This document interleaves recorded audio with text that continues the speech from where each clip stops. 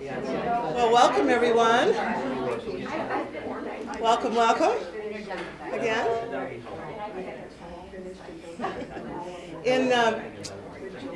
In 2004, the valuing department, before I was the chair, had been very busy for I think a couple of years before that,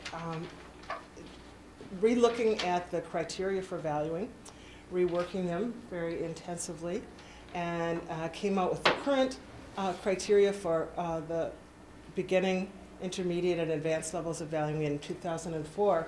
One of the things, or a couple of the things that changed about the valuing criteria were, first of all, a more explicit emphasis on the dimension of emotion, the affective dimensions of valuing, which has puzzled some people and intimidated some others and actually pleased quite a few. And we also looked more closely at and articulated more explicitly the social dimensions of valuing. So the shift was kind of both internal and external, if you will, as far as the individual and how values play a role in their decision making.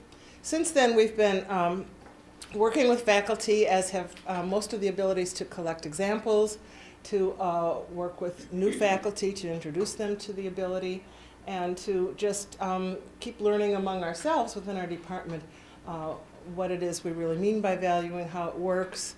We've presented, members of our department have presented at a couple of conferences. We've developed some new models, so we're a busy little department. And today we decided to, stemming really I think from some discussions with people in the physical sciences, who were a little bit bemused, might be the word, about that emotional dimension of particularly levels 1 and 2 of valuing.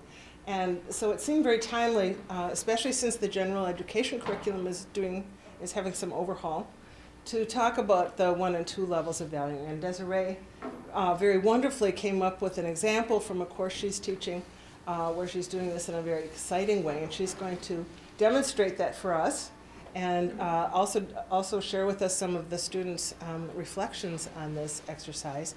And then we'll open it up to discussion and questions and what anybody else has to throw into the pot.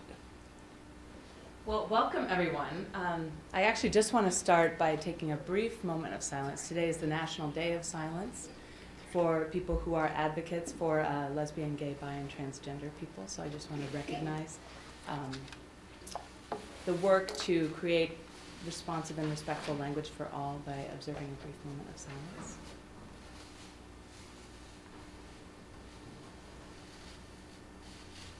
Thank you. So I am here as a guinea pig. And as most of you know, I'm Desiree Pointer-Mace. I'm the end of my second year here, which is very exciting.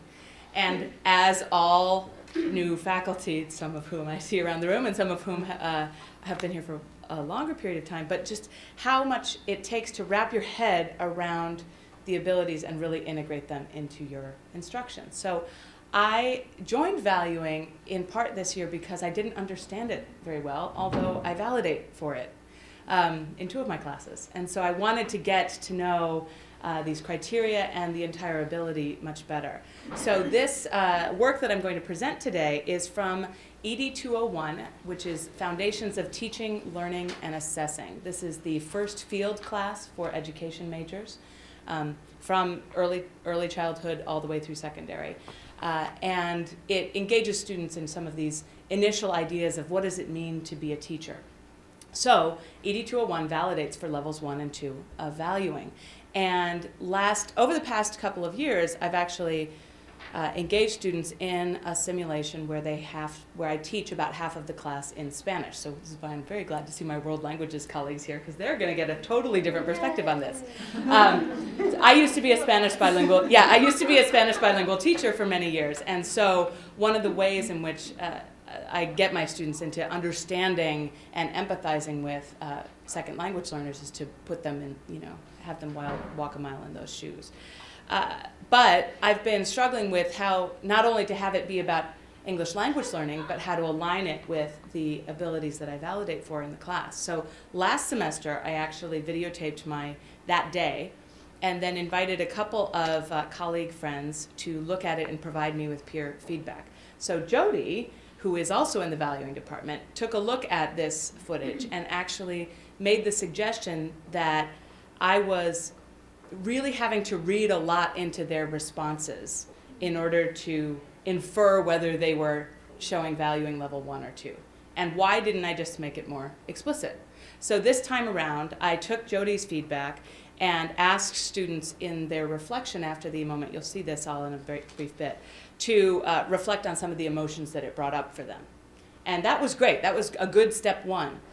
Then at the end of that week, it happened to be an ability department week. And so we were talking about levels 1 and 2, and I said, well, you know, 4 days ago I just did this, and turned my laptop around and showed everybody this footage and said, I'm really struggling with how to make this even more explicit. And so the valuing department actually helped me develop some prompts for a follow-up discussion, which I'll also share today. So one of the things I wanted to pass around, I only made 15 copies, so valuing people, let's do family holdbacks. And make sure that everybody who is not in the valuing department gets this. These are the, this is the language from our ability-based learning book about levels 1 and 2 for valuing.